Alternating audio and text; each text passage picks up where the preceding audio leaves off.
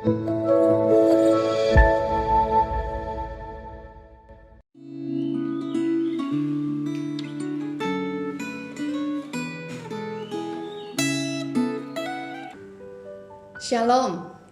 Bapak Ibu, Saudara sekalian. Mari kita sebelum mendengarkan firman Tuhan dan merenungkannya, kita berdoa minta pertolongan Tuhan. Mari kita berdoa. Tuhan, pakailah firman-Mu yang akan kami renungkan, boleh kami mengerti, dan biarlah roh Tuhan bekerja di dalam hati kami supaya kami melakukan firman-Mu. Berkatilah kami. Di dalam nama Tuhan Yesus kami berdoa. Amin. Bapak Ibu Saudara sekalian, saya yakin sebagai umat Tuhan, sebagai anak-anak Tuhan, pasti ada kerinduan di dalam hati kita supaya kita boleh menjalani satu kehidupan yang berkenan kepada Tuhan. Sungguh satu kebahagiaan yang besar ya, kalau hidup kita boleh dinilai oleh Tuhan seperti Tuhan menilai seorang yang bernama Raja Yosia. Tuhan mengatakan bahwa dia adalah seorang yang melakukan yang benar di hadapan Tuhan. Dia hidup seperti Daud bapak leluhurnya. Dia tidak menyimpang ke kanan atau ke kiri. Hidup yang seperti apakah itu, Bapak Ibu? Mari kita bersama melihat di dalam 2 Raja-Raja pasal 23.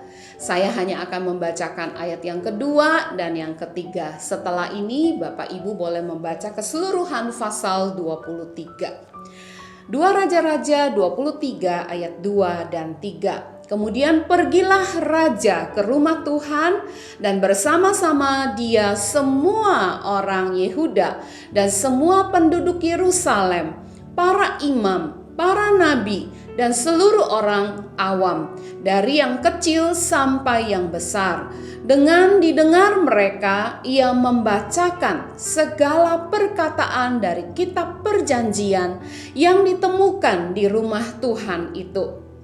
Sesudah itu berdirilah raja dekat tiang dan diadakannyalah perjanjian di hadapan Tuhan untuk hidup dengan mengikuti Tuhan dan tetap menuruti perintah-perintahnya, peraturan-peraturannya dan ketetapan-ketetapannya dengan segenap hati dan dengan segenap jiwa, dan untuk menepati perkataan perjanjian yang tertulis dalam kitab itu. Dan seluruh rakyat turut mendukung perjanjian itu.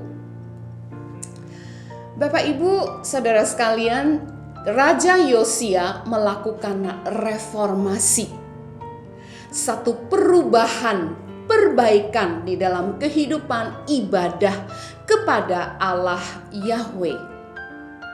Reformasi rohani ini dimulai dengan tadi kita membaca ayat yang kedua, dengan dibacakannya firman Tuhan kepada seluruh rakyat.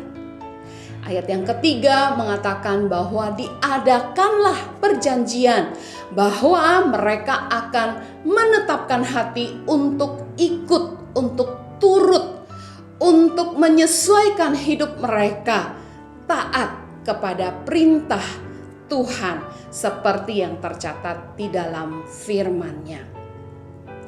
Dari ini kita melihat Bapak Ibu Saudara sekalian bahwa reformasi rohani selalu dimulai dengan menyamakan praktek hidup sehari-hari dengan firman Tuhan.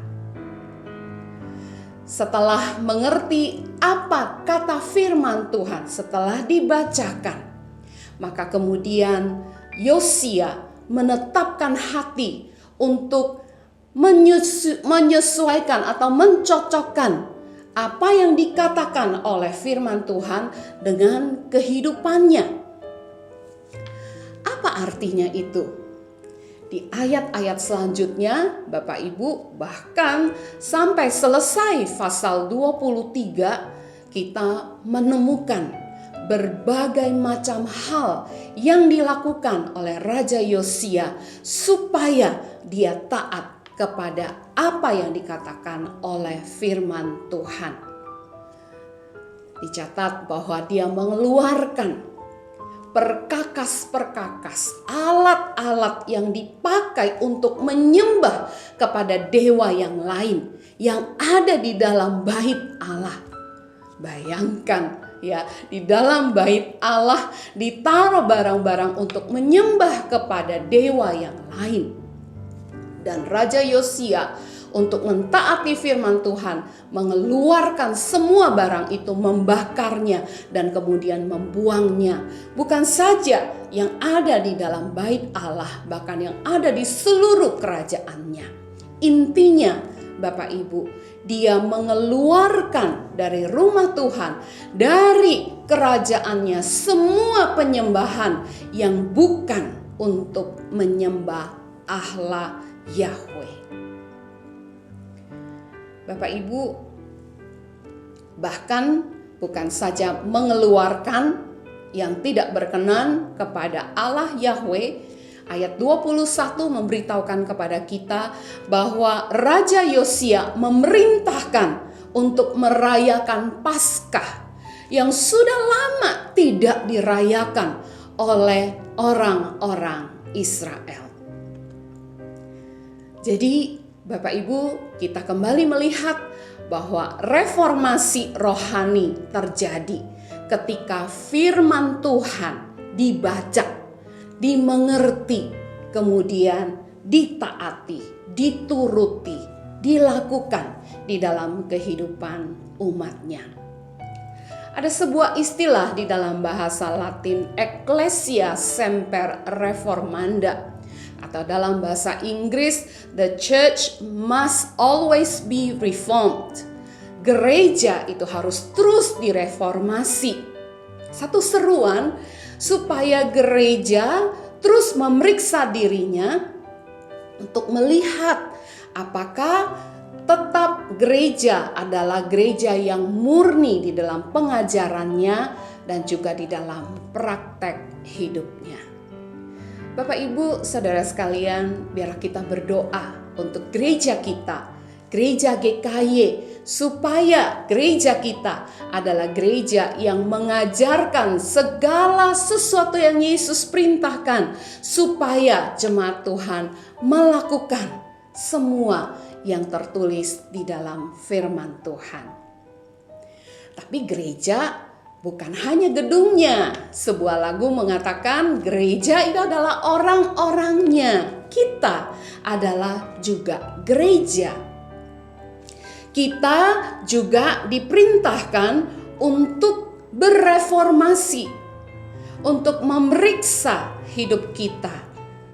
Apakah semua praktek hidup kita, apakah pemikiran kita adalah sesuai seperti yang firman Tuhan perintahkan? Maka kita juga setelah memeriksa hidup kita sesuai dengan firman Tuhan yang kita baca dan mengerti dan renungkan, harus mengeluarkan hal-hal yang tidak berkenan kepada Tuhan, dan kemudian juga memasukkan, mempraktekkan, melakukan apa yang berkenan kepada Tuhan. Dengan demikian kita akan menjadi orang-orang yang juga seperti Raja Yosia, melakukan apa yang benar, berkenan hidupnya di hadapan Tuhan. Mohon Tuhan memeriksa hati kita, Roh Kudus boleh menguatkan kita untuk melakukan firman Tuhan. Mari kita berdoa. Tuhan, terus pakai kami, terus berbicara kepada kami lewat firman-Mu, supaya kami taat dan melakukan firman-Mu di dalam hidup kami, sehingga kehidupan rohani kami terus direformasi untuk dicocokkan dengan firman Tuhan. Dengarkan doa kami, di dalam nama Tuhan Yesus kami berdoa. Amin. Tuhan Yesus memberkati kita semua.